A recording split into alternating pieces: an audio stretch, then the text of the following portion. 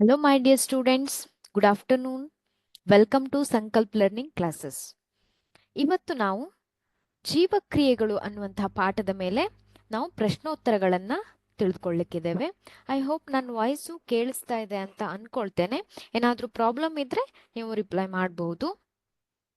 ನಾವು ಇವತ್ತಿಂದ ನಿಮ್ಮ 10ನೇ ತರಗತಿಯಲ್ಲಿ ಎಲ್ಲ ಪ್ರಮುಖವಾದ ವಿಜ್ಞಾನ ಪಾಠಗಳ ಬಗ್ಗೆ ಪ್ರಶ್ನೋತ್ತರಗಳನ್ನ ತಿಳ್ಕೊಳ್ಳಿಕ್ಕಿದ್ದೇವೆ. ಪ್ರಶ್ನೋತ್ತರಗಳು ಅಂದ್ರೆ ಯಾವ ರೀತಿಯಾಗಿರುತ್ತೆ, ಕೆಲವೊಂದು ರಿಪೀಟೆಡ್ ಆಗಿ ಕೇಳ್ತಾ ಇರುವಂತಹ ಪ್ರಶ್ನೆಗಳಿಗೆ ಯಾವ ರೀತಿಯಾಗಿ ಉತ್ತರವನ್ನ ಬರಿಬೇಕು, ಹಾಗೆ ಕೆಲವೊಂದು ಕೇಳಬಹುದಾದ ಪ್ರಶ್ನೆಗಳನ್ನ ನಾವು ತಿಳ್ಕೊಳ್ಳಿಕ್ಕಿದ್ದೇವೆ. ಹಾಗೆ ನಾವು ಯಾವ ರೀತಿಯಾಗಿ ಈ ಪ್ರಶ್ನೆಗಳನ್ನ ಯಾವ ಒಂದು ಪ್ಯಾಟರ್ನ್ ಅಲ್ಲಿ ತಿಳ್ಕೊಳ್ತಾ ಇದ್ದೇವೆ ಅಂದ್ರೆ, ಮೊದಲನೇದಾಗಿ ಬಹು ಆಯ್ಕೆ ಪ್ರಶ್ನೆಗಳು. ಈ ಬಹು ಆಯ್ಕೆ ಪ್ರಶ್ನೆಗಳನ್ನು ಕೂಡ ನಿಮ್ಮ ಈ ಪಾಠಗಳಿಂದ ಕೇಳ್ತಾರೆ. ಹಾಗೆ 1 ಅಂಕದ ಪ್ರಶ್ನೆಗಳಿರಬಹುದು, 2 ಅಂಕದ ಪ್ರಶ್ನೆಗಳು, 4 ಅಂಕದ ಪ್ರಶ್ನೆಗಳು, ಈ ರೀತಿಯಾಗಿ ನಾವು ಎಲ್ಲಾ ರೀತಿಯ ಪ್ರಶ್ನೆಗಳನ್ನ ಈ ಪ್ರತಿಯೊಂದು ಪಾಠದಿಂದ ತಿಳಿದುಕೊಳ್ಳಿಕ್ಕಿದ್ದೇವೆ.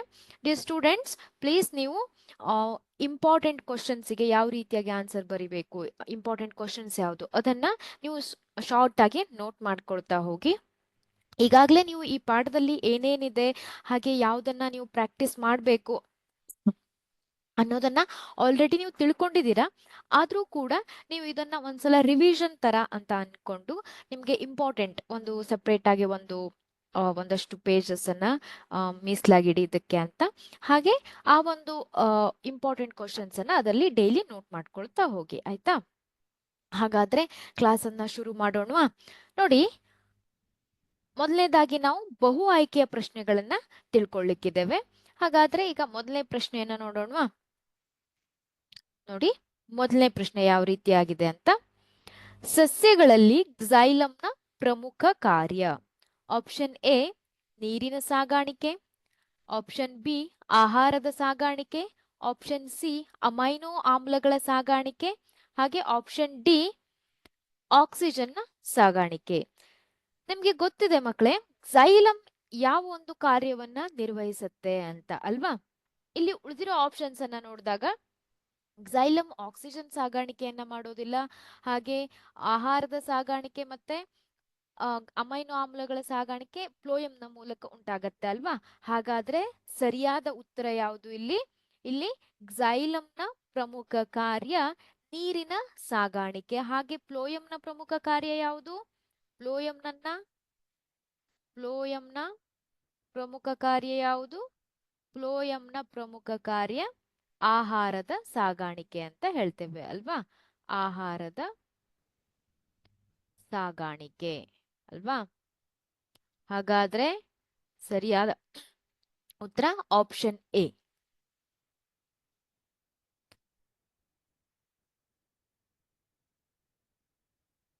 ನೋಡಿ, ಎರಡನೇ ಪ್ರಶ್ನೆನ ನೋಡಿ. ಸಣ್ಣ ಕರುಳಿನಲ್ಲಿ ನಡೆಯುವ ಜೀರ್ಣಕ್ರಿಯೆಗೆ ಸಂಬಂಧಿಸಿದಂತೆ ಸರಿಯಾದ ಹೇಳಿಕೆ ಎಂದರೆ? ಆಮ್ಲೀಯ, ಆಪ್ಷನ್ ಎ ಅನ್ನ ನೋಡಿ. ಆಮ್ಲೀಯ ಆಹಾರವು ಪಿತ್ತರಸದಿಂದಾಗಿ ಕ್ಷಾರೀಯವಾಗುತ್ತದೆ. ಆಪ್ಷನ್ ಬಿ ಹೈಡ್ರೋಕ್ಲೋರಿಕ್ ಆಮ್ಲದಿಂದಾಗಿ ಆಹಾರವು ಆಮ್ಲೀಯವಾಗುತ್ತದೆ. ಆಪ್ಷನ್ ಸಿ ಅಮೈಲೇಸ್ ಕ್ರಿಯೆಯಿಂದಾಗಿ ಪಿಷ್ಟವು ಜೀರ್ಣವಾಗುತ್ತದೆ. ಆಪ್ಷನ್ ಡಿ ಪೆಪ್ಸಿನ್ನ ಕ್ರಿಯೆಯಿಂದಾಗಿ ಪ್ರೋಟೀನ್ ಜೀರ್ಣವಾಗುತ್ತದೆ. ಹಾಗಾದ್ರೆ ಇಲ್ಲಿ ಸರಿಯಾದ ಉತ್ತರ ಯಾವುದು? ಸಣ್ಣ ಕರುಳಿನಲ್ಲಿ ಆಮ್ಲೀಯ ಆಹಾರವು ಪಿತ್ತರಸದಿಂದ ಕ್ಷಾರೀಯವಾಗುತ್ತದ. ಹಾಗೆ ಹೈಡ್ರೋಕ್ಲೋರಿಕ್ ಆಮ್ಲದಿಂದ ಆಹಾರವು ಆಮ್ಲೀಯವಾಗುವುದೆಲ್ಲಿ? ಅದು ಜಠರದಲ್ಲಿ, ಸಣ್ಣ ಕರುಳಿನಲ್ಲಿ ಅಲ್ಲ ಅಲ್ವಾ? ಹಾಗೆ ಅಮೈಲೇಸ್ ಕ್ರಿಯೆಯಿಂದಾಗಿ ಪಿಷ್ಟವು ಜೀರ್ಣವಾಗುವಂಥದ್ದು ಅದು ನಮ್ಮ ಬಾಯಿಯಲ್ಲಿ ನಡೆಯುವಂತ ಜೀರ್ಣಕ್ರಿಯೆ ಅಲ್ವಾ? ಅಮೈಲೇಸ್ನ ಕ್ರಿಯೆಯಿಂದಾಗಿ ಪಿಷ್ಟವು ಜೀರ್ಣವಾಗುವಂಥದ್ದು ಎಲ್ಲಿ? ಅದು ಬಾಯಿಯಲ್ಲಿ. ಅದರಿಂದ ಆಪ್ಷನ್ ಸಿ ಕೂಡ ತಪ್ಪಾಗಿದೆ ಅಂತ.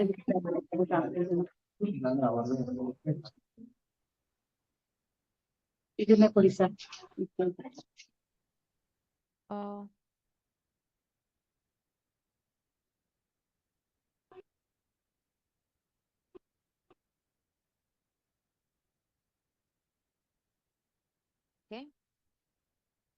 ಪೆಪ್ಸಿನ್ನ ಕ್ರಿಯೆಯಿಂದಾಗಿ ಪ್ರೋಟೀನ್ ಜೀರ್ಣವಾಗುತ್ತದೆ. ಪೆಪ್ಸಿನ್ನ ಕ್ರಿಯೆಯಿಂದಾಗಿ ಪ್ರೋಟೀನ್ ಜೀರ್ಣವಾಗೋದೆಲ್ಲಿ?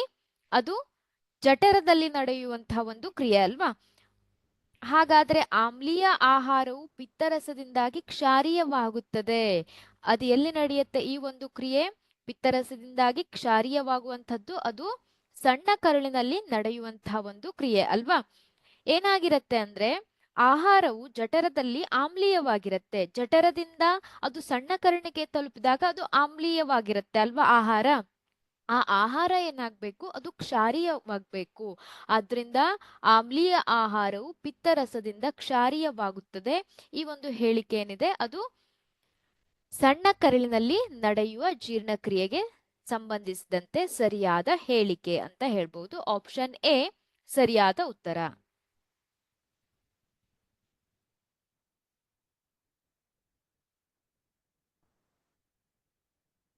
ಮೂರನೇ ಪ್ರಶ್ನೆಯನ್ನ ನೋಡಿ. ಕಾರ್ಬೋಹೈಡ್ರೇಟ್ಗಳು, ಪ್ರೋಟೀನ್ಗಳು ಮತ್ತು ಕೊಬ್ಬುಗಳು ಸಂಪೂರ್ಣವಾಗಿ ಪಚನಗೊಳ್ಳುವ ಸ್ಥಳ ಯಾವುದು? ಆಪ್ಷನ್ ಎ ಜಠರ, ಆಪ್ಷನ್ ಬಿ ದೊಡ್ಡ ಕರುಳು, ಆಪ್ಷನ್ ಸಿ ಸಣ್ಣ ಕರುಳು, ಆಪ್ಷನ್ ಡಿ ಯಕೃತ್. ನಿಮ್ಗೆ ಗೊತ್ತಿದೆ, ಬಾಯಿಯಲ್ಲಿರ್ಬಹುದು ಅಥವಾ ಜಠರದಲ್ಲಿರ್ಬಹುದು ಸಂಪೂರ್ಣವಾದಂತ ಜೀರ್ಣಕ್ರಿಯೆ ನಡೆಯೋದಿಲ್ಲ ಅಲ್ವಾ. ಸಂಪೂರ್ಣವಾದಂತ ಜೀರ್ಣಕ್ರಿಯೆ ನಡೆಯುವಂಥದ್ದು ಸಣ್ಣ ಕರುಳಿನಲ್ಲಿ.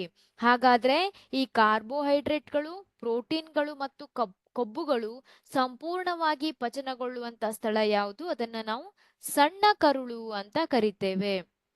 ದೊಡ್ಡ ಕರುಳಿನಲ್ಲಿ ಯಾವುದೇ ರೀತಿಯಾದಂತಹ ಜೀರ್ಣಕ್ರಿಯೆ ಕಂಡು ಬರೋದಿಲ್ಲ. ಅಲ್ಲಿ ಕೇವಲ ನೀರಿನಂತಹ ನಾರು ಪದಾರ್ಥಗಳ ಹೀರಿಕೆ ಕಂಡು ಬರುತ್ತೆ.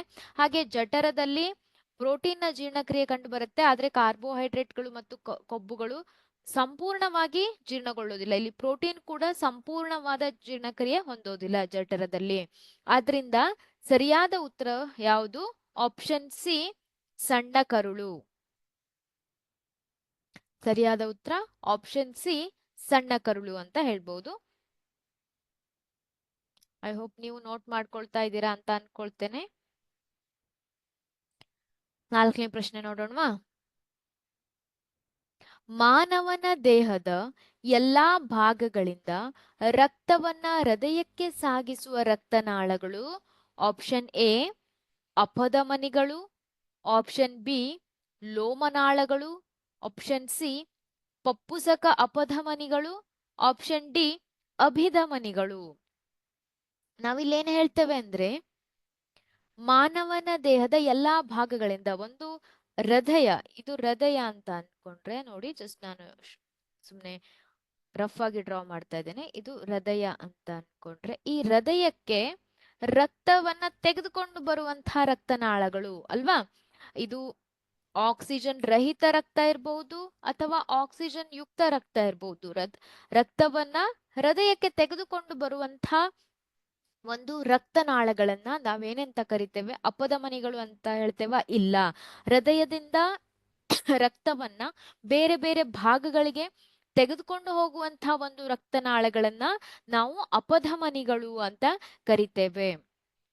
ಲೋಮನಾಳಗಳು ಇವುಗಳು ಕೂಡ ರಕ್ತವನ್ನ ಹೃದಯಕ್ಕೆ ಸಾಗಿಸುವಂತಹ ರಕ್ತನಾಳಗಳಲ್ಲ. ಹಾಗಾದ್ರೆ ಸರಿಯಾದ ಉತ್ತರ ಯಾವುದು? ಅಭಿಧಮನಿಗಳು. ಈ ಅಭಿಧಮನಿಗಳೇನು ಮಾಡತ್ತೆ ಅಂದ್ರೆ ಈ ಅಭಿಧಮನಿಗಳು ಹೃದಯಕ್ಕೆ ರಕ್ತವನ್ನ ತೆಗೆದುಕೊಂಡು ಬರುತ್ತೆ ಬೇರೆ ಬೇರೆ ಭಾಗಗಳಿಂದ. ಹಾಗೆ ಆಕ್ಸಿಜನ್ ಯುಕ್ತ ರಕ್ತವನ್ನ ಎಲ್ಲಿಂದ ತೆಗೆದುಕೊಂಡು ಬರುತ್ತೆ? ಶ್ವಾಸಕೋಶದಿಂದ ಅಲ್ವಾ. ಆ ಒಂದು ಭಾಗದಿಂದ ಆಕ್ಸಿಜನ್ ಯುಕ್ತ ರಕ್ತವನ್ನ ತೆಗೆದುಕೊಂಡು ಬಂದ್ರೆ ಆಕ್ಸಿಜನ್ ರಹಿತ ರಕ್ತವನ್ನ ಅಂದ್ರೆ ಕಾರ್ಬನ್ ಡೈಆಕ್ಸೈಡ್ ಯುಕ್ತ ರಕ್ತವನ್ನ ದೇಹದ ಬೇರೆ ಬೇರೆ ಭಾಗಗಳಿಂದ ಅದು ತೆಗೆದುಕೊಂಡು ಬರುತ್ತೆ ಅಲ್ವಾ. ಆದ್ರಿಂದ ಸರಿಯಾದ ಉತ್ತರ ಅಭಿಧಮನಿಗಳು.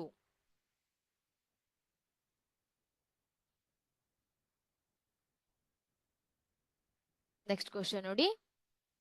ಈ ಕ್ರಿಯೆಯ ಮೂಲಕ ಸಸ್ಯಗಳು ಹೆಚ್ಚಾದ ನೀರನ್ನು ಹೊರಹಾಕುತ್ತವೆ. ಆಪ್ಷನ್ ಎ ಬಾಷ್ಪ ವಿಸರ್ಜನೆ, ಆಪ್ಷನ್ ಬಿ ದ್ಯುತಿ ಸಂಶ್ಲೇಷಣೆ, ಆಪ್ಷನ್ ಸಿ ಉಸಿರಾಟ, ಆಪ್ಷನ್ ಡಿ ವಸ್ತು ಸ್ಥಾನಾಂತರಣ. ಇಲ್ಲಿ ನೋಡಿ, ಈ ಒಂದು ಕ್ರಿಯೆಯ ಮೂಲಕ ಹೆಚ್ಚಾದ ನೀರನ್ನ ಹೊರಹಾಕತ್ತೆ ಅಲ್ವಾ. ಇಲ್ಲಿ ನಾವು ವಸ್ತು ಸ್ಥಾನಾಂತರಣ ಇದನ್ನ ಎಲ್ಲಿ ನೋಡ್ತೇವೆ? ಇದನ್ನ ಫ್ಲೋಯಂ ಅಲ್ವಾ. ಆಹಾರ ವಸ್ತುಗಳನ್ನ ಒಂದು ಭಾಗದಿಂದ ಸ್ಥಾನಾಂತರ ಮಾಡೋದನ್ನ ನಾವು ಸ್ಥಾನಾಂತರಣ ಅಂತ ಕರಿತೇವೆ. ಹಾಗೆ ಉಸಿರಾಟದ ಮೂಲಕ ಹೆಚ್ಚಾದ ನೀರನ್ನ ಹೊರಹಾಕೋದಿಲ್ಲ. ಹಾಗೆ ದ್ಯುತಿ ಸಂಶ್ಲೇಷಣೆ ಅನ್ನುವಂಥದ್ದು ಅದು ಸಸ್ಯಗಳಲ್ಲಿ ಆಹಾರ ತಯಾರಿಸುವಂತಹ ಒಂದು ಕ್ರಿಯೆ ಅಲ್ವಾ, ಅದಕ್ಕೆ ನಾವು ದ್ಯುತಿ ಸಂಶ್ಲೇಷಣೆ ಅಂತ ಕರಿತೇವೆ.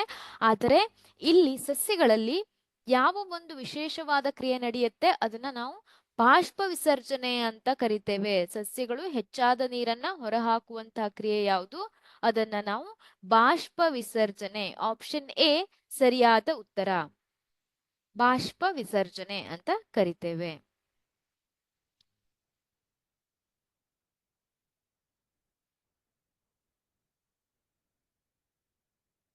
ಆರನೇ ಪ್ರಶ್ನೆನ ನೋಡಿ. ಸ್ವಪೋಷಕ ಜೀವಿಗಳೆಂದರೆ,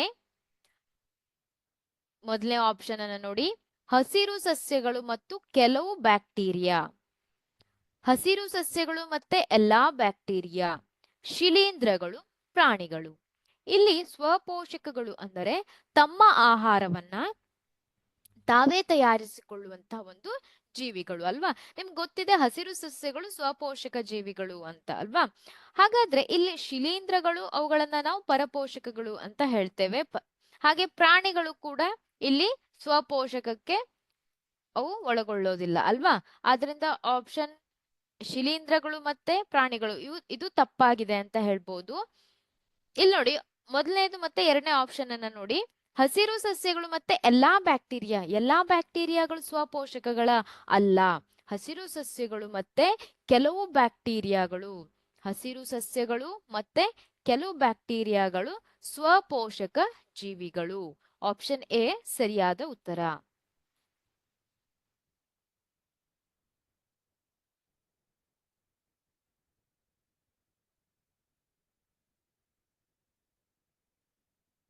ನೋಡಿ, ಏಳನೇ ಪ್ರಶ್ನೆನ ನೋಡಿ. ನಾವು ಸೇವಿಸಿದ ಆಹಾರದಿಂದ ಪಡೆದ ಶಕ್ತಿಯ ಸ್ವಲ್ಪ ಭಾಗ ನಮ್ಮ ದೇಹದಲ್ಲಿ ಡ್ಯಾಶ್ ರೂಪದಲ್ಲಿ ಸಂಗ್ರಹವಾಗುತ್ತದೆ. Option A glycogen, option B ಪಿಷ್ಟದ ರೂಪದಲ್ಲಿ, ಕಾರ್ಬೋಹೈಡ್ರೇಟ್, ಕ್ಲೋರೋಫಿಲ್ ಅಲ್ವಾ. ನಮ್ಮ ದೇಹದಲ್ಲಿ ಆಹಾರದಿಂದ ಪಡೆದಂತ ಶಕ್ತಿಯ ಸ್ವಲ್ಪ ಭಾಗ ಯಾವ ಒಂದು ರೂಪದಲ್ಲಿ ಸಂಗ್ರಹವಾಗತ್ತೆ ಅಂದ್ರೆ ನಮ್ಮ ದೇಹದಲ್ಲಿ ಅಂದ್ರೆ ಪ್ರಾಣಿಗಳ ದೇಹದಲ್ಲಿ ಅಲ್ವಾ, ಅದು ಗ್ಲೈಕೋಜನ್ ರೂಪದಲ್ಲಿ ಅದು ಏನಾಗತ್ತೆ ಸಂಗ್ರಹವಾಗತ್ತೆ. ಪಿಷ್ಟದ ರೂಪದಲ್ಲಿ ಸಂಗ್ರಹವಾಗುವಂತದ್ದನ್ನ ನಾವು ಸಸ್ಯಗಳಲ್ಲಿ ನೋಡ್ಬೋದು ಅಲ್ವಾ. ಸಸ್ಯಗಳಲ್ಲಿ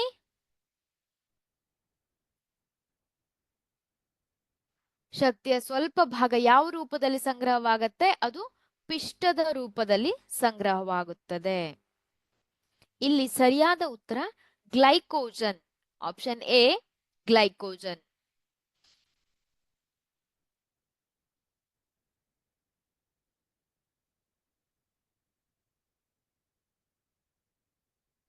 ಎಂಟನೇ ಪ್ರಶ್ನೆಯನ್ನ ನೋಡಿ.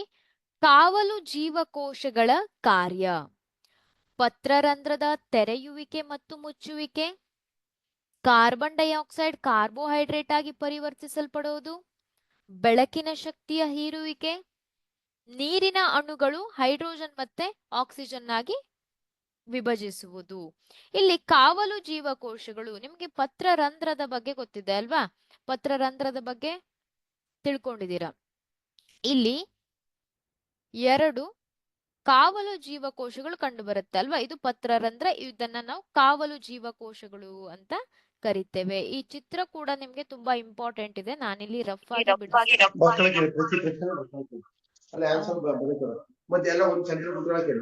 ಸರ್ ಪ್ಲೀಸ್ ಮ್ಯೂಟ್ ಮಾಡ್ಕೊಳ್ಳಿ, ವಾಯ್ಸ್ ಮ್ಯೂಟ್ ಮಾಡ್ಕೊಳ್ಳಿ.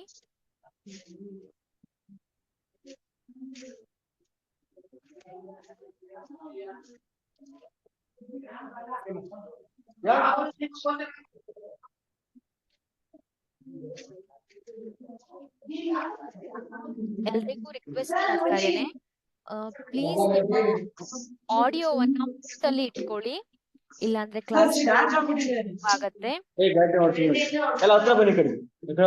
ಚೆನ್ನಾಗಿದ್ದೀರಾ?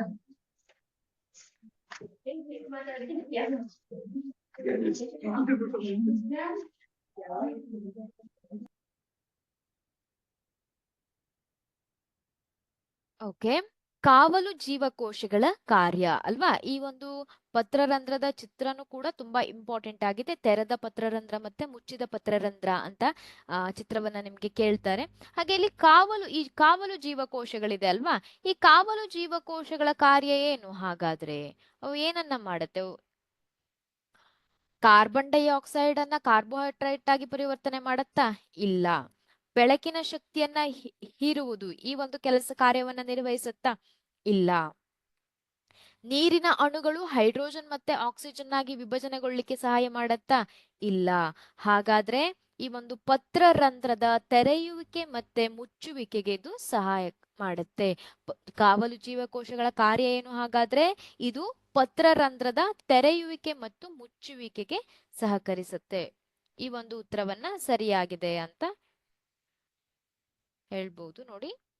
ಪತ್ರರಂಧ್ರದ ತೆರೆಯುವಿಕೆ ಮತ್ತು ಮುಚ್ಚುವಿಕೆ.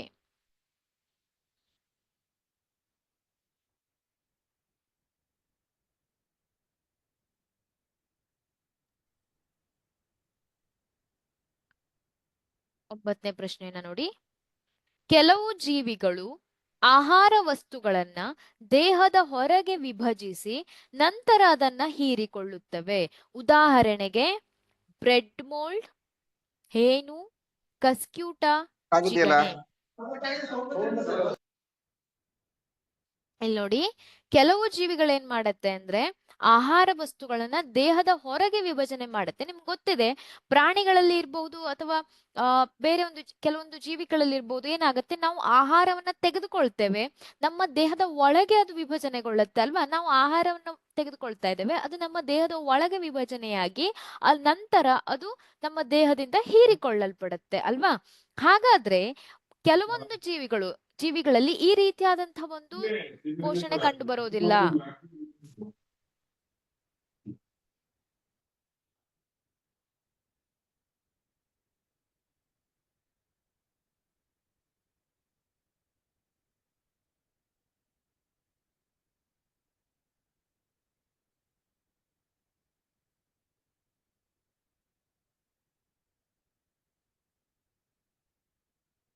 ಈ ರೀತಿಯಾದಂತಹ ಒಂದು ಪೋಷಣೆ ಕಂಡು ಬರುವುದಿಲ್ಲ. ಏನಾಗತ್ತೆ ಅಂದ್ರೆ ಈ ಜೀವಿಗಳಲ್ಲಿ ದೇಹದ ಹೊರಗೆ ಆಹಾರ ವಸ್ತುಗಳು ವಿಭಜನೆ ಆಗತ್ತೆ, ನಂತರ ಅದು ದೇಹದಿಂದ ಹೀರಿಕೊಳ್ಳಲ್ಪಡತ್ತೆ. ಇದು ಈ ಕೆಳಗಿನ ಯಾವ ಜೀವಿಗಳಲ್ಲಿ ಕಂಡು ಬರುತ್ತೆ ಅಂತ ಕೇಳಿದರೆ ಬ್ರೆಡ್ ಮೋಲ್ಡ್, ಹೇನು, ಕಸ್ಕ್ಯೂಟ, ಜಿಗಣೆ. ಇಲ್ಲಿ ನಾವು ಹೇನು ಇದನ್ನ ನಾವು ಪರಾವಲಂಬಿ ಅಂತ ಕರಿತೇವೆ ಅಲ್ವಾ? ಈ ಕಸ್ಕ್ಯೂಟ ಇದನ್ನ ನಾವು ಪರಾವಲಂಬಿ ಸಸ್ಯ ಅಂತ ಕರಿತೇವೆ. ಹಾಗೆ ಜಿಗಣೆ ಇದು ಕೂಡ ಪರಾವಲಂಬಿಗೆ ಉದಾಹರಣೆ. ಶುರುವಾಯ್ತು. ಪರಾವಲಂಬಿಗಳಲ್ಲಿ ಏನಾಗತ್ತೆ ಹಾಗಾದ್ರೆ?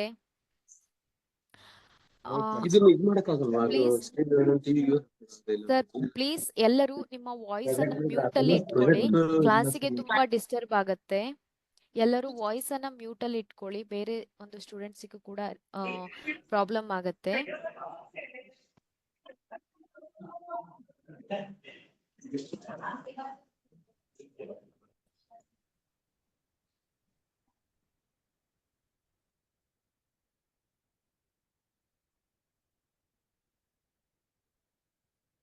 ಸಾರಿ, ನಾನು ಮತ್ತೊಂದ್ಸಲ ರಿಪೀಟ್ ಮಾಡ್ತಾ ಇದ್ದೇನೆ. ನಿಮ್ಮ ವಾಯ್ಸ್ ಬಟನ್ ಅನ್ನ ಅಲ್ಲಿ ಆಡಿಯೋ ಅಂತ ಇರುತ್ತೆ, ಆ ಆಡಿಯೋವನ್ನ ಮ್ಯೂಟ್ ಅಲ್ಲಿ ಇಟ್ಕೊಳ್ಳಿ. ಏನಾದ್ರೂ ನಿಮ್ಗೆ ಹೇಳ್ಬೇಕು ಅಂತ ಇದ್ರೆ ಅಥವಾ ಕ್ವಶನ್ಸ್ ಏನಾದ್ರು ಇದ್ರೆ ಮಾತ್ರ ಅದನ್ನ ಆನ್ ಮಾಡಿ, ಯಾಕೆಂದ್ರೆ ತುಂಬಾ ಡಿಸ್ಟರ್ಬ್ ಆಗತ್ತೆ. ಪ್ಲೀಸ್ ಅದನ್ನ ಚೆಕ್ ಮಾಡ್ಕೊಳ್ಳಿ.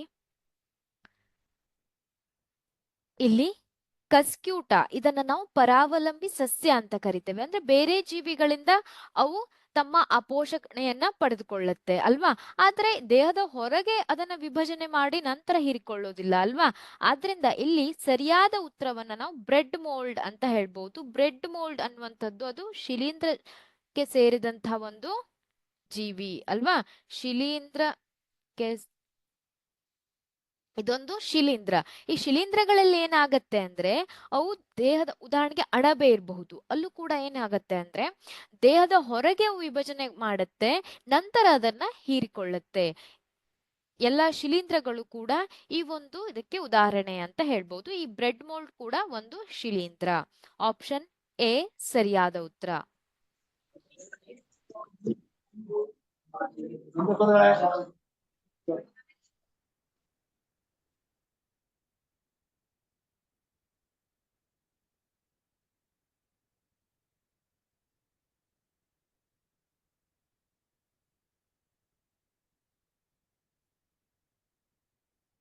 ಓಕೆ,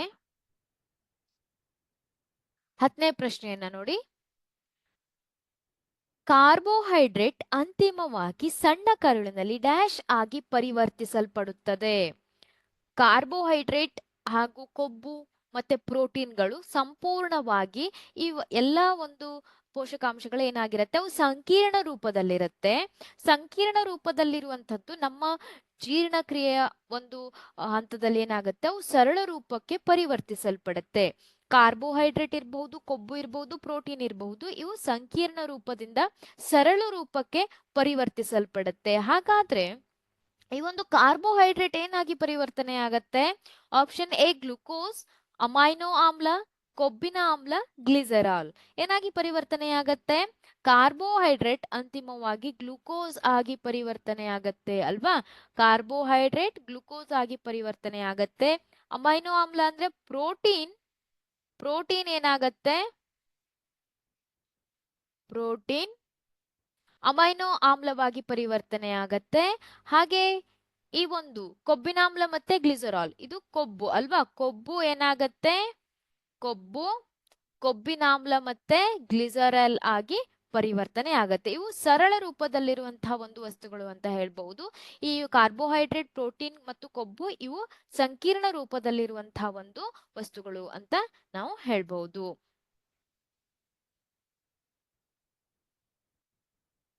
ನೆಕ್ಸ್ಟ್ ಕ್ವಶನ್ ನೋಡಿ. ಸಣ್ಣ ಕರುಳಿನ ಒಳಗೋಡೆಗಳು ಡ್ಯಾಶ್ಗಳೆಂಬ ಅಸಂಖ್ಯಾತ ಬೆರಳಿನಂತಹ ರಚನೆಗಳನ್ನ ಹೊಂದಿದ್ದು ಅವು ಆಹಾರವನ್ನ ಹೀರಿಕೊಳ್ಳಲು ಬೇಕಾದ ಮೇಲ್ಮೈ ಪ್ರದೇಶವನ್ನ ಹೆಚ್ಚಿಸುತ್ತವೆ. ನಾನು ಹೇಳಿದ್ದೆ ಅಲ್ವಾ ನಿಮ್ಗೆ, ಸಣ್ಣ ಕರುಳಿನಲ್ಲಿ ಸಂಪೂರ್ಣವಾದ ಜೀರ್ಣಕ್ರಿಯೆ ನಡೆಯುತ್ತೆ. ಹಾಗೆ ಅಲ್ಲಿ ಸಂಪೂರ್ಣವಾದಂತ ಒಂದು ಹೀರಿಕೆಯು, ಆಲ್ಮೋಸ್ಟ್ ಸಂಪೂರ್ಣವಾದಂತ ಅಂತ ಹೇಳೋದಕ್ಕಿಂತ ತುಂಬಾ ಹೆಚ್ಚಿನ ಪ್ರಮಾಣದ ಹೀರಿಕೆ ಕೂಡ ಆ ಒಂದು ಪ್ರದೇಶದಲ್ಲಿ ಕಂಡು ಬರುತ್ತೆ. ಹೀರಿಕೆಗೆ ಸಹಾಯ ಮಾಡುವಂತಹ ಒಂದು ಬೆರಳಿನ ಆಕಾರದಂತಹ ರಚನೆಗಳನ್ನ ನಾವೇನಂತ ಕರಿತೇವೆ? ವಿಲ್ಲೈ, ಮೇದೋಜೀರಕ ಗ್ರಂಥಿ, ಯಕೃತ್, ಟ್ರಿಪ್ಸಿನ್. ಈ ಟ್ರಿಪ್ಸಿನ್ ಅನ್ನುವಂಥದ್ದು ಅದೊಂದು ಕಿಣ್ವ ಅಲ್ವಾ? ಅದು ಪ್ರೋಟೀನ್ ಜೀರ್ಣಕ್ರಿಯೆಗೆ ಸಹಾಯ ಮಾಡುತ್ತೆ. ಅದು ಹೀರಿಕೆಗೆ ಯಾವುದೇ ಸಹಾಯ ಮಾಡೋದಿಲ್ಲ. ಯಕೃತ್ ಏನ್ ಮಾಡುತ್ತೆ? ಅದು ಪಿತ್ತರಸವನ್ನ ಬಿಡುಗಡೆ ಮಾಡುತ್ತೆ. ಅದು ಕೊಬ್ಬಿನ ಜೀರ್ಣಕ್ರಿಯೆಗೆ ಸಹಾಯ ಮಾಡುತ್ತೆ. ಮೇದೋಜೀರಕ ಗ್ರಂಥಿ ಮೇದೋಜೀರಕ ರಸವನ್ನ ಬಿಡುಗಡೆ ಮಾಡುತ್ತೆ. ಆದ್ರೆ ಅದು ಹೀರಿಕೆಗೆ ಯಾವುದೇ ಒಂದು ಸಹಾಯವನ್ನ ಮಾಡೋದಿಲ್ಲ. ಆದ್ರಿಂದ ಸರಿಯಾದ ಉತ್ತರ ಯಾವುದು? ವಿಲ್ಲೈಗಳೆಂಬಂತಹ ಬೆರಳಿನ ಆಕಾರದ ರಚನೆಗಳು ಈ ಒಂದು ಹೀರಿಕೆಗೆ ಸಹಾಯ ಮಾಡುತ್ತೆ. ಆಪ್ಷನ್ 1 ಸರಿಯಾದ ಉತ್ತರ, ವಿಲ್ಲೈ. 12ನೇ ಪ್ರಶ್ನೆಯನ್ನು ನೋಡಿ. ಆಕ್ಸಿಜನ್ ಬಳಕೆಯಿಂದ ನಡೆಯುವ ಪೈರುವೇಟ್ ವಿಭಜನೆಯು ಡ್ಯಾಶ್ ದಲ್ಲಿ ನಡೆಯುತ್ತದೆ. ನಿಮ್ಗೆ ಗೊತ್ತಿದೆ, ಉಸಿರಾಟ ಕ್ರಿಯೆಯಲ್ಲಿ ಏನಾಗತ್ತೆ, ಈ ಗ್ಲುಕೋಸ್ ಅನ್ನುವಂಥದ್ದು ಮೊದಲನೇ ಹಂತದಲ್ಲಿ ಏನಾಗತ್ತೆ, ಅದು ಪೈರುವೇಟ್ ಆಗಿ ಬದಲಾವಣೆ ಆಗತ್ತೆ ಅಲ್ವಾ? ಪೈರುವೇಟ್ ಆಗಿ ಪರಿವರ್ತನೆ ಆಗತ್ತೆ. ಇದು ಎಲ್ಲಿ ಈ ಒಂದು ಕ್ರಿಯೆಯಲ್ಲಿ ನಡೆಯುತ್ತೆ? ಆಕ್ಸಿಜನ್ ಬಳಕೆಯಿಂದ ನಡೆಯುವಂತಹ ಒಂದು ವಿಭಜನೆಯಲ್ಲಿ ಇದು ನಮ್ಮ ಕೋಶ ದ್ರವ್ಯದಲ್ಲಿ ಕಂಡು ಬರುತ್ತೆ ಅಲ್ವಾ? ಗ್ಲುಕೋಸ್ ಪೈರುವೇಟ್ ಆಗಿ ಬದಲಾವಣೆ ಆಗುವಂತದ್ದು ಕೋಶ ದ್ರವ್ಯದಲ್ಲಿ. ನಂತರ ಆಕ್ಸಿಜನ್ ನ ಬಳಕೆಯಿಂದ ಏನಾಗತ್ತೆ, ಈ ಪೈರುವೇಟ್ ವಿಭಜನೆ ಆಗತ್ತೆ. ಈ ಒಂದು ವಿಭಜನೆ ಎಲ್ಲಿ ಕಂಡು ಬರುತ್ತೆ? ಮೈಟೋಕಾಂಡ್ರಿಯಾ, ಸ್ನಾಯು ಜೀವಕೋಶಗಳಲ್ಲಿ, ಕೋಶ ದ್ರವ್ಯದಲ್ಲಿ, ಎಂಡೋಪ್ಲಾಸ್ಮಿಕ್ ರೆಟಿಕ್ಯುಲಂನಲ್ಲಿ. ಎಂಡೋಪ್ಲಾಸ್ಮಿಕ್ ರೆಟಿಕ್ಯುಲಂ ಈ ಕಣದಂಗದಲ್ಲಿ ಪೈರುವೇಟ್ ನ ವಿಭಜನೆ ಕಂಡು ಬರೋದಿಲ್ಲ. ಕೋಶ ದ್ರವ್ಯದಲ್ಲಿ ಗ್ಲುಕೋಸ್ ಪೈರುವೇಟ್ ಆಗಿ ಬದಲಾವಣೆ ಆಗತ್ತೆ. ಆದ್ರೆ ನಂತರ ಪೈರುವೇಟ್ ವಿಭಜನೆ ಕೋಶ ದ್ರವ್ಯದಲ್ಲಿ ನಡೆಯೋದಿಲ್ಲ. ಸ್ನಾಯು ಜೀವಕೋಶಗಳಲ್ಲಿ ಈ ಒಂದು ಕ್ರಿಯೆ ನಡೆಯೋದಿಲ್ಲ. ಯಾವ ಒಂದು ಕಣದಂಗದಲ್ಲಿ ನಡೆಯುತ್ತೆ? ಅದು ಕೋಶ ದ್ರವ್ಯದಲ್ಲಿರುವಂತಹ ಒಂದು ಮೈಟೋಕಾಂಡ್ರಿಯಾದಲ್ಲಿ ನಡೆಯುತ್ತೆ. ಈ ಪೈರುವೇಟ್ ನ ವಿಭಜನೆಯಲ್ಲಿ ನಡೆಯುತ್ತೆ, ಮೈಟೋಕಾಂಡ್ರಿಯಾ ಅನ್ನುವಂತಹ ಒಂದು ಕಣದಂಗದಲ್ಲಿ ನಡೆಯುತ್ತೆ. ಆದ್ರಿಂದ ಸರಿಯಾದ ಉತ್ತರ ಮೈಟೋಕಾಂಡ್ರಿಯಾ.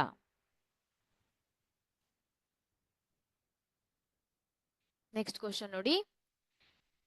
ಈ ಕೆಳಗಿನ ಯಾವ ಕೆಲವು ವಸ್ತುಗಳು ಮೂತ್ರವು ನಾಳದಲ್ಲಿ ಮುಂದೆ ಹರಿದಂತೆ ಪುನಃ ಹೀರಲ್ಪಡುತ್ತವೆ?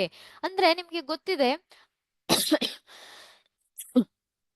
ಈ ಒಂದು ಮೂತ್ರ ಉತ್ಪಾದನೆ ಆಗಬೇಕಾದ್ರೆ ಏನಾಗತ್ತೆ, ಆ ಒಂದು ಬಹುಮನನ ಕೋಶದಲ್ಲಿ ಏನಾಗತ್ತೆ, ಕೆಲವೊಂದು ಅಗತ್ಯ ವಸ್ತುಗಳು ಕೂಡ ನಾಳದಲ್ಲಿ ಏನಾಗತ್ತೆ, ಅವು ಮುಂದಕ್ಕೆ ಸೋಸಲ್ಪಡುತ್ತೆ ಅಲ್ವಾ? ಆದ್ರೆ ಅದರ ಜೊತೆ ಏನಾಗತ್ತೆ ಅಂದ್ರೆ ನಮ್ಮ ದೇಹಕ್ಕೆ ಅಗತ್ಯವಾಗಿರುವಂತಹ ಒಂದು ಕೆಲವು ವಸ್ತುಗಳು ಕೂಡ ಇರತ್ತೆ, ಅವು ನಾಳದಲ್ಲಿ ಹರಿದಂತೆ ಏನಾಗತ್ತೆ ಮುಂದೆ ಹೀರಲ್ಪಡುತ್ತೆ. ಇದನ್ನ ನಾವು ಬಹುಮನನ ಕೋಶ ಅಂತ ಹೇಳಿದ್ರೆ ಇಲ್ಲಿ ಏನಾಗತ್ತೆ, ರಕ್ತದ ಸೋಸುವಿಕೆ ಆಗತ್ತೆ ಅಲ್ವಾ? ಇಲ್ಲಿ ಸೋಸುವಿಕೆ ಆಗತ್ತೆ. ನಂತರ ಈ ಒಂದು ಸೋಸಿದ ನಂತರ ಏನಾಗುತ್ತೆ, ಉಳಿದಿರುವಂತಹ ವಸ್ತುಗಳು ಇಲ್ಲಿ ನಾಳದಲ್ಲಿ ಮುಂದುವರಿಯುತ್ತೆ ಅಲ್ವಾ? ಈ ನಾಳದಲ್ಲಿ ಏನಾಗತ್ತೆ ಅಂದ್ರೆ ಕೆಲವೊಂದು ವಸ್ತುಗಳು ನಮ್ಮ ದೇಹಕ್ಕೆ ಅಗತ್ಯವಾಗಿರುವಂತಹ ವಸ್ತುಗಳು ಕೂಡ ಇರತ್ತೆ. ಇವು ಯಾವ ವಸ್ತುಗಳು ಹೀರಲ್ಪಡುತ್ತೆ ಅಂತ ಕೇಳಿದ್ದಾರೆ ನೋಡಿ. ಗ್ಲೂಕೋಸ್, ಅಮೈನೋ ಆಮ್ಲ, ಲವಣಗಳು, ಈ ಮೇಲಿನ ಎಲ್ಲವೂ. ಈ ಒಂದು ನಾಳದಲ್ಲಿ ಇರುವಂತಹ ಒಂದು ಅಂಶದಲ್ಲಿ ಏನೇನಿರತ್ತೆ, ಯಾವ ಯಾವ ಅಂಶಗಳಿರತ್ತೆ? ಗ್ಲೂಕೋಸ್ ಇರತ್ತೆ, ಅಮೈನೋ ಆಮ್ಲನೂ ಕೂಡ ಹೀರಲ್ಪಡುತ್ತೆ, ಲವಣಗಳು ಕೂಡ ಹೀರಲ್ಪಡುತ್ತೆ. ಈ ಒಂದು ಮೂರು ವಸ್ತುಗಳು ಕೂಡ ಈ ನಾಳದಲ್ಲಿ ಹೀರಲ್ಪಡುತ್ತೆ. ಆದ್ರಿಂದ ಸರಿಯಾದ ಉತ್ತರ ಈ ಮೇಲಿನ ಎಲ್ಲವೂ.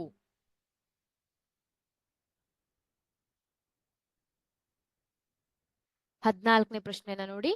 ಫ್ಲೋಯಂ ಅಮೈನೋ ಆಮ್ಲಗಳು ಮತ್ತು ಇತರ ವಸ್ತುಗಳನ್ನ ಸಾಗಿಸುತ್ತದೆ, ನೀರು ಮತ್ತು ಖನಿಜಗಳನ್ನ ಸಾಗಿಸುತ್ತದೆ, ತ್ಯಾಜ್ಯ ವಸ್ತುಗಳನ್ನ ಹೊರಹಾಕುತ್ತದೆ, ಕಾರ್ಬನ್ ಡೈಆಕ್ಸೈಡ್ ಅನ್ನ ಹೊರಹಾಕುತ್ತದೆ. ಕಾರ್ಬನ್ ಡೈಆಕ್ಸೈಡ್ ಯಾವುದರ ಮೂಲಕ ಹೊರಹಾಕಲ್ಪಡುತ್ತೆ? ಕಾರ್ಬನ್ ಡೈಆಕ್ಸೈಡ್ ಪತ್ರರಂಧ್ರದ ಮೂಲಕ ಹೊರಹಾಕಲ್ಪಡುತ್ತೆ ಅಲ್ವಾ? ತ್ಯಾಜ್ಯ ವಸ್ತುಗಳು ಸಸ್ಯಗಳಲ್ಲಿ ಬೇರೆ ಬೇರೆ ರೂಪದಲ್ಲಿ ಹೊರಹಾಕಲ್ಪಡುತ್ತೆ. ಹಾಗೆ ನೀರು ಮತ್ತು ಖನಿಜಗಳನ್ನ ಸಾಗಿಸುವಂತದ್ದನ್ನ ಅಂಗಾಂಶವನ್ನ ನಾವು ಝೈಲಮ್ ಅಂತ ಕರಿತೇವೆ. ಆದ್ರಿಂದ ಫ್ಲೋಯಂ ಏನ್ ಮಾಡುತ್ತೆ, ಅದು ಅಮೈನೋ ಆಮ್ಲಗಳು ಮತ್ತು ಇತರ ವಸ್ತುಗಳನ್ನ ಸಾಗಿಸುತ್ತದೆ. ಸರಿಯಾದ ಉತ್ತರ ಅಮೈನೋ ಆಮ್ಲಗಳು ಮತ್ತು ಇತರ ವಸ್ತುಗಳನ್ನ ಸಾಗಿಸುತ್ತದೆ. 15ನೇ ಪ್ರಶ್ನೆನ ನೋಡಿ. ದುಗ್ಧರಸ ಈ ಕೆಳಗಿನ ಯಾವುದನ್ನು ಒಳಗೊಂಡಿಲ್ಲ? ಪ್ಲಾಸ್ಮಾ, ಪ್ರೋಟೀನ್ಗಳು, ಕೆಂಪು ರಕ್ತ ಕಣಗಳು, ಬಿಳಿ ರಕ್ತ ಕಣಗಳು. ದುಗ್ಧರಸ ಅನ್ನುವಂಥದ್ದು ಅದು ಕೆಂಪು ಬಣ್ಣದಲ್ಲಿ ಕಂಡು ಬರುವುದಿಲ್ಲ, ಅದು ಬಿಳಿ ಬಣ್ಣದಲ್ಲಿ ಇರುತ್ತೆ ಅಲ್ವಾ? ಆದ್ರಿಂದ ಇದು ಕೆಂಪು ರಕ್ತ ಕಣಗಳನ್ನ ಒಳಗೊಂಡಿಲ್ಲ. ಈ ದುಗ್ಧರಸದಲ್ಲಿ ಕೆಂಪು ರಕ್ತ ಕಣಗಳು ಕಂಡು ಬರುವುದಿಲ್ಲ, ಕೇವಲ ಪ್ರೋಟೀನ್ಗಳು, ಪ್ಲಾಸ್ಮಾ ಮತ್ತೆ ಬಿಳಿ ರಕ್ತ ಕಣಗಳು ಕಂಡು ಬರುತ್ತೆ. ಸೊ ಇವಿಷ್ಟನ್ನ ನಾವು ಬಹು ಆಯ್ಕೆಯ ಪ್ರಶ್ನೆಗಳಲ್ಲಿ ನಾವು ಸಾಲ್ವ್ ಮಾಡಿದ್ದೇವೆ. ನೆಕ್ಸ್ಟ್ ನಾವು 1 ಅಂಕದ ಪ್ರಶ್ನೆಗಳಿರಬಹುದು, 2 ಅಂಕದ ಪ್ರಶ್ನೆಗಳಿರಬಹುದು, ಈ ರೀತಿಯಾದಂತಹ ಪ್ರಶ್ನೆಗಳನ್ನ ನಾವು ಬಿಡಿಸೋಣ. ಹಾಗಾದ್ರೆ ಮುಂದಿನ ಭಾಗದಲ್ಲಿ ನೋಡಿ, ಇದು 1 ಅಂಕದ ಪ್ರಶ್ನೆ. ಸ್ನಾಯು ಕೋಶಗಳಲ್ಲಿ ಲ್ಯಾಕ್ಟಿಕ್ ಆಮ್ಲವು ಯಾವ ಸಂದರ್ಭದಲ್ಲಿ ಉತ್ಪತ್ತಿಯಾಗುತ್ತದೆ? ಈ ಪ್ರಶ್ನೆ ನಿಮ್ಗೆ ಗೊತ್ತಿರಬಹುದು. ನಿಮ್ಗೆ ಗೊತ್ತಿದ್ರೆ ನೀವು ಒಂದ್ಸಲ ಏನ್ ಮಾಡ್ದಂಗ ಆಗತ್ತೆ, ಅದನ್ನ ರಿವಿಷನ್ ಮಾಡ್ದಾಗೆ ಆಗತ್ತೆ ಅಲ್ವಾ? ಅದರಿಂದ ನೀವು ಈ ಒಂದು ಪ್ರಶ್ನೆಗಳು ಗೊತ್ತಿದ್ರೂ ಸಹ ಗೊತ್ತಿಲ್ಲದೆ ಇರುವಂತ ಪ್ರಶ್ನೆಗಳನ್ನ ನೀವು ತಿಳ್ಕೊಳ್ಬಹುದು. ಪ್ರಶ್ನೆಗಳು ಗೊತ್ತಿದ್ರೆ ಏನ್ ಮಾಡಿ, ನೀವು ಅದನ್ನ ಉತ್ತರವನ್ನ ಬರೀಲಿಕ್ಕೆ ಟ್ರೈ ಮಾಡಿ. ಅದ್ ನಿಮ್ಗೆ ರಿವಿಷನ್ ತರ ಆಗತ್ತೆ, ಪ್ರಾಕ್ಟೀಸ್ ಆಗತ್ತೆ. ಗೊತ್ತಾಯ್ತಾ? ಸ್ನಾಯು ಕೋಶಗಳಲ್ಲಿ ಲ್ಯಾಕ್ಟಿಕ್ ಆಮ್ಲವು ಯಾವ ಸಂದರ್ಭದಲ್ಲಿ ಉತ್ಪತ್ತಿಯಾಗುತ್ತದೆ? ಇದು 1 ಅಂಕದ ಪ್ರಶ್ನೆ. 1 ಅಂಕದ ಪ್ರಶ್ನೆ. ನೋಡಿ ಯಾವ ರೀತಿಯಾಗಿ ಉತ್ತರವನ್ನ ಬರಿಬೇಕು ಅಂತ. ನಮ್ಮ ಸ್ನಾಯು ಜೀವಕೋಶಗಳಲ್ಲಿ ಆಕ್ಸಿಜನ್ನ ಕೊರತೆ ಇದ್ದಾಗ ಬೇರೊಂದು ಪ್ರಕ್ರಿಯೆಯ ಮೂಲಕ ಪೈರುವೇಟ್ ವಿಭಜನೆ ನಡೆಯುತ್ತದೆ. ಇಲ್ಲಿ ಪೈರುವೇಟ್ ಲ್ಯಾಕ್ಟಿಕ್ ಆಮ್ಲವಾಗಿ ಪರಿವರ್ತನೆ ಹೊಂದುತ್ತದೆ. ನೀವು ಇದನ್ನ ಬರೆದ್ರೆ ಸಾಕು. ನಮ್ಮ ಸ್ನಾಯು ಜೀವಕೋಶಗಳಲ್ಲಿ ಆಕ್ಸಿಜನ್ನ ಕೊರತೆ ಇದ್ದಾಗ ಲ್ಯಾಕ್ಟಿಕ್ ಆಮ್ಲ ಏನಾಗುತ್ತೆ, ಉತ್ಪಾದನೆಯಾಗುತ್ತದೆ. ಪೈರುವೇಟ್ ಲ್ಯಾಕ್ಟಿಕ್ ಆಮ್ಲವಾಗಿ ಪರಿವರ್ತನೆ ಹೊಂದುತ್ತದೆ. ಗೊತ್ತಾಯ್ತಾ? ಆಕ್ಸಿಜನ್ನ ಕೊರತೆ ಇದ್ದಾಗ ಅನ್ನೋದನ್ನ ನೀವು ಮೆನ್ಷನ್ ಮಾಡಬೇಕು. ನಮ್ಮ ಸ್ನಾಯು ಜೀವಕೋಶಗಳಲ್ಲಿ ಆಕ್ಸಿಜನ್ನ ಕೊರತೆ ಇದ್ದಾಗ, ಇದು ತುಂಬಾ ಇಂಪಾರ್ಟೆಂಟ್ ಆಗಿರುತ್ತೆ.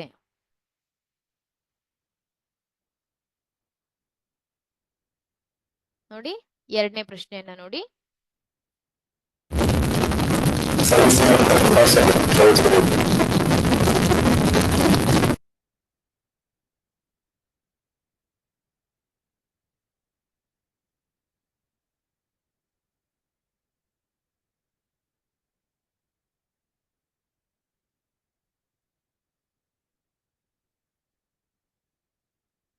ಎರಡನೇ ಪ್ರಶ್ನೆನ ನೋಡಿ. ಜಲಚರಗಳ ಉಸಿರಾಟದ ದರವು ನೆಲಜೀವಿಗಳಲ್ಲಿ ಕಂಡುಬರುವುದಕ್ಕಿಂತ ಸಾಕಷ್ಟು ವೇಗವಾಗಿರುತ್ತದೆ ಏಕೆ? ಇದು ಕೂಡ 1 ಅಂಕದ ಪ್ರಶ್ನೆ.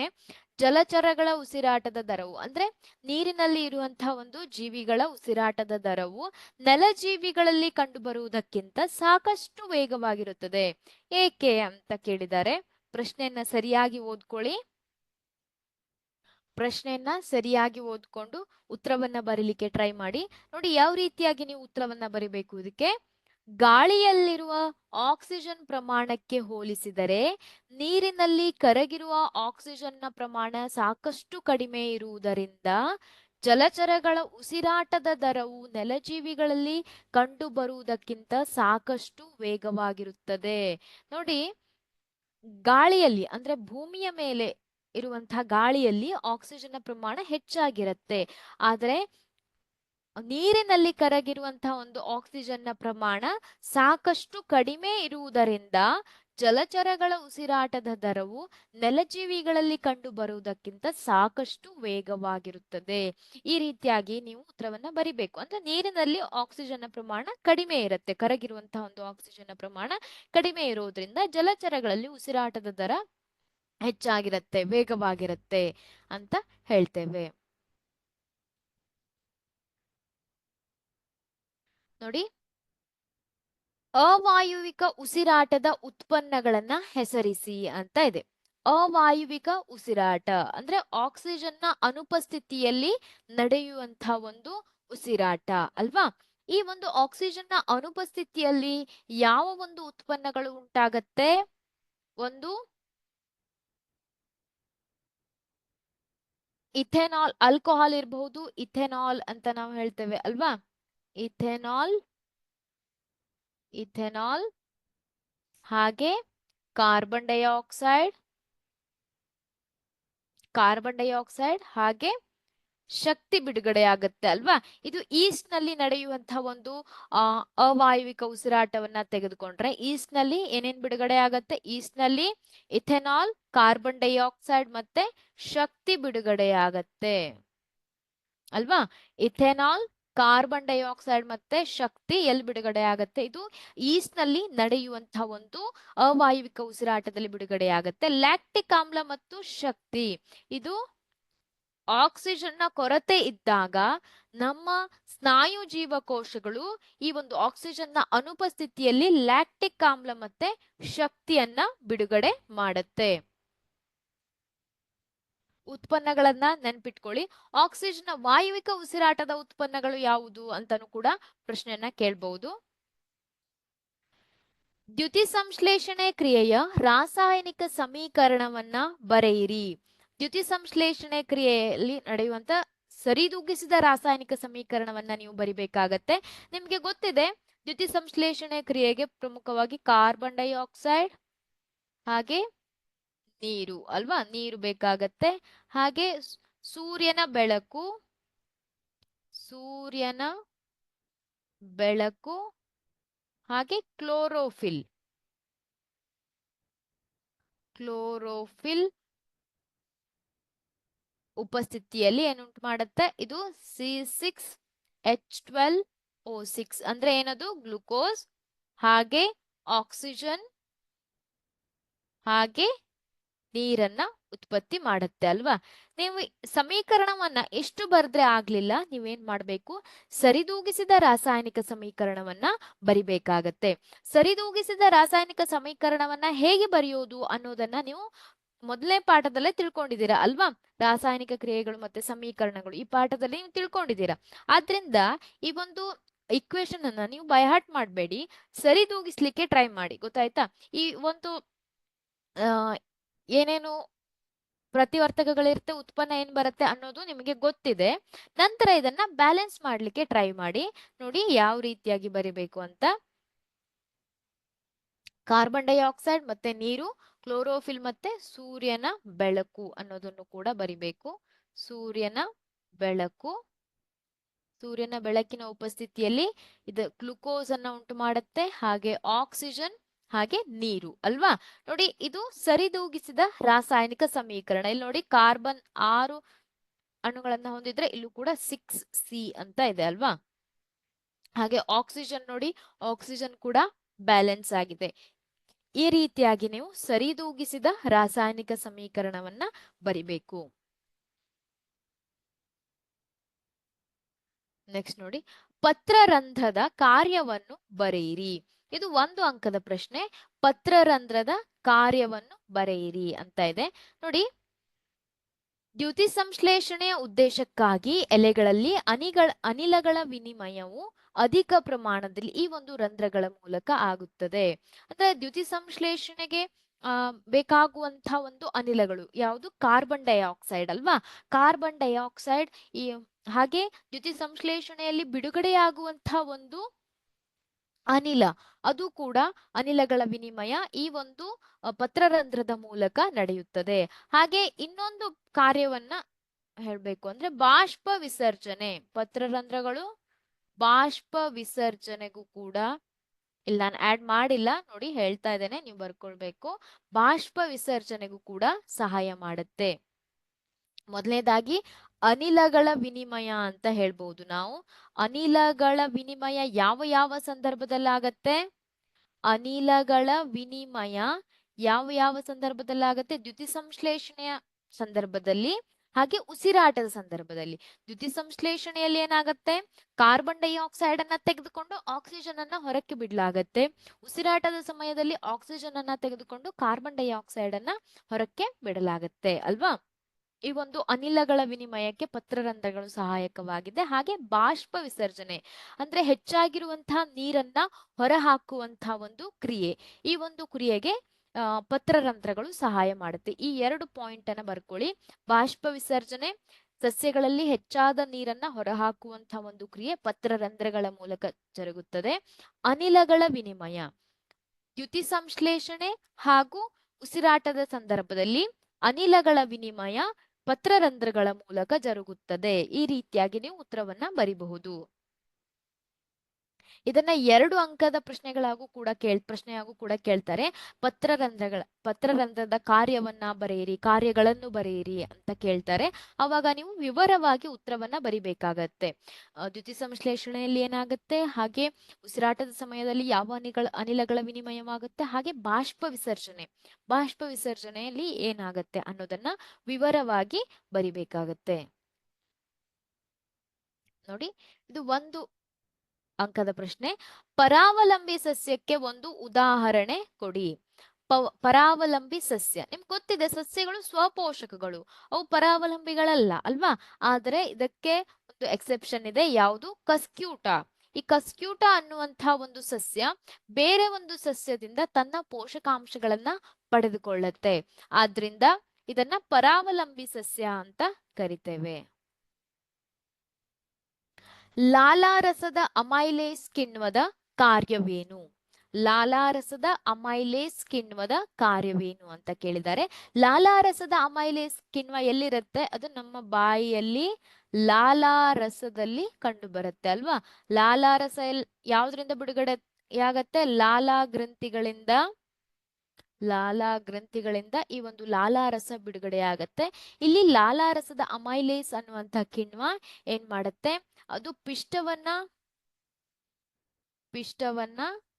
ಸಕ್ಕರೆಯಾಗಿ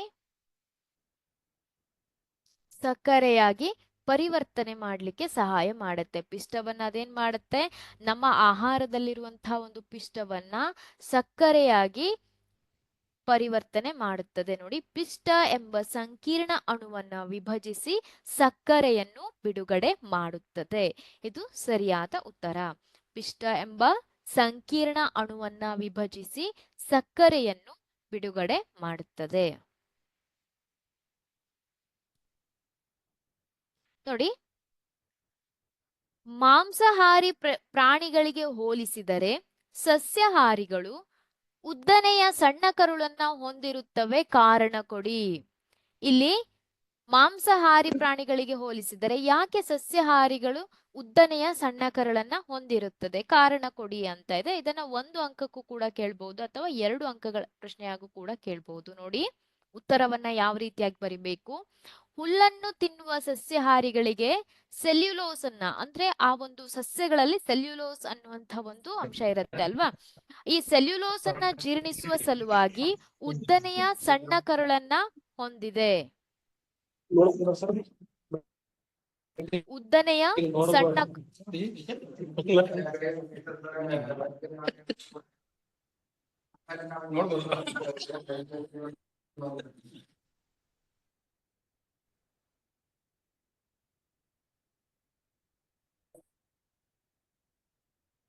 ನೋಡಿ, ಹುಲ್ಲನ್ನು ತಿನ್ನುವ ಸಸ್ಯಾಹಾರಿಗಳಿಗೆ ಸೆಲ್ಯುಲೋಸ್ ಅನ್ನು ಜೀರ್ಣಿಸುವ ಸಲುವಾಗಿ ಉದ್ದನೆಯ ಸಣ್ಣ ಕರುಳಿನ ಅಗತ್ಯವಿದೆ. ಆದ್ರಿಂದ ಮಾಂಸವು ಜೀರ್ಣಿಸಲು ಸುಲಭವಾಗಿದೆ. ಆದ್ದರಿಂದ ಹುಲಿಯಂತ ಮಾಂಸಾಹಾರಿಗಳು ಗಿಡ್ಡ ಸಣ್ಣ ಕರುಳನ್ನ ಹೊಂದಿದೆ. ಅಂದ್ರೆ ಸೆಲ್ಯುಲೋಸ್ ಅನ್ನ ಜೀರ್ಣಗೊಳಿಸ್ಲಿಕ್ಕೆ ಉದ್ದನೆಯ ಸಣ್ಣ ಕರುಳಿನ ಅಗತ್ಯವಿದೆ ಅಂತ ಹೇಳ್ತೇವೆ. ನೆಕ್ಸ್ಟ್ ಕ್ವಶನ್ ನೋಡಿ, ನಮ್ಮ ಜಠರದಲ್ಲಿ ಆಮ್ಲದ ಪಾತ್ರವೇನು? ನಿಮ್ಗೆ ಗೊತ್ತಿದೆ, ನಮ್ಮ ಜಠರದಲ್ಲಿ ಆಹಾರವನ್ನ ಜೀರ್ಣಿಸ್ಲಿಕ್ಕೆ ಹೈಡ್ರೋಕ್ಲೋರಿಕ್ ಆಮ್ಲ HCl ಬಿಡುಗಡೆ ಆಗತ್ತೆ. ಹಾಗೆ ಲೋಳೆ ಅನ್ನುವಂಥ ಒಂದು ಪದಾರ್ಥ ಬಿಡುಗಡೆ ಆಗತ್ತೆ ಜಠರದ ಗ್ರಂಥಿಗಳಿಂದ. ಹಾಗೆ ಪೆಪ್ಸಿನ್ ಅನ್ನುವಂಥ ಒಂದು ಕಿಣ್ವವು ಕೂಡ ಬಿಡುಗಡೆ ಆಗತ್ತೆ ಅಲ್ವಾ. ಹಾಗಾದ್ರೆ ಈ ಒಂದು ಆಮ್ಲದ ಕಾರ್ಯವೇನು? ಈ ಆಮ್ಲ ಆಹಾರವನ್ನ ಆಮ್ಲೀಯಗೊಳಿಸುತ್ತದೆ ಅಲ್ವಾ. ಆಹಾರವನ್ನ ಆಮ್ಲೀಯಗೊಳಿಸುತ್ತದೆ. ಈ ಒಂದು ಆಹಾರವನ್ನ ಯಾಕೆ ಆಮ್ಲೀಯಗೊಳಿಸುತ್ತೆ?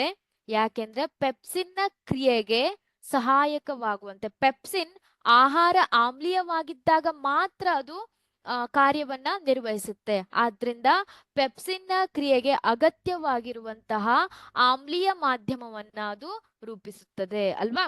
ಯಾವ ರೀತಿಯಾಗಿ ಉತ್ತರವನ್ನ? ಹೈಡ್ರೋಕ್ಲೋರಿಕ್ ಆಮ್ಲವು ಪೆಪ್ಸಿನ್ ಕಿಣ್ವದ ಕ್ರಿಯೆಯನ್ನ ಉತ್ತೇಜಿಸುವ ಆಮ್ಲೀಯ ಮಾಧ್ಯಮವನ್ನ ಉಂಟು ಮಾಡುತ್ತದೆ.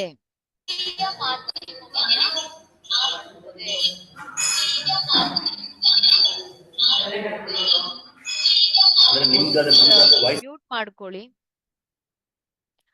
ಹೈಡ್ರೋಕ್ಲೋರಿಕ್ ಆಮ್ಲವು ಪೆಪ್ಸಿನ್ ನ ಕಿಣ್ವದ ಕ್ರಿಯೆಯನ್ನ ಉತ್ತೇಜಿಸುವಂತಹ ಒಂದು ಆಮ್ಲೀಯ ಮಾಧ್ಯಮವನ್ನ ಉಂಟು ಮಾಡುತ್ತದೆ ಅಂತ ನಾವು ಹೇಳ್ತೇವೆ ಅಲ್ವಾ. ನೋಡಿ, ಈ ರೀತಿಯಾಗಿ ನಾವು ಪ್ರಶ್ನೆಗಳನ್ನ, 1 ಅಂಕದ ಪ್ರಶ್ನೆಗಳಿರ್ಬಹುದು, ಹಾಗೆ ಬಹು ಆಯ್ಕೆಯ ಪ್ರಶ್ನೆಗಳಿರ್ಬಹುದು, ಅವುಗಳನ್ನ ತಿಳ್ಕೊಂಡ್ವಿ. ನೆಕ್ಸ್ಟ್ ಕ್ಲಾಸ್ ಅಲ್ಲಿ ಇದನ್ನ ನಾವು ಕಂಟಿನ್ಯೂ ಮಾಡೋಣ. ಈ ಪಾಠಕ್ಕೆ ಸಂಬಂಧಿಸಿದಂತೆ 4 ಅಂಕದ ಪ್ರಶ್ನೆಗಳನ್ನ ಯಾವ ರೀತಿಯಾಗಿ ಕೇಳ್ತಾರೆ, ಹಾಗೆ 3 ಅಂಕದ ಪ್ರಶ್ನೆಗಳನ್ನ ಯಾವ ರೀತಿಯಾಗಿ ಕೇಳ್ತಾರೆ ಅನ್ನೋದನ್ನ ನಾವು ನೆಕ್ಸ್ಟ್ ಕ್ಲಾಸ್ ಅಲ್ಲಿ ತಿಳ್ಕೊಳ್ಳೋಣ. ಏನಾದ್ರೂ ಡೌಟ್ ಇದ್ರೆ ನೀವು ನೆಕ್ಸ್ಟ್ ಕ್ಲಾಸ್ ಅಲ್ಲೂ ಕೂಡ ಕೇಳಬಹುದು. ಓಕೆನಾ?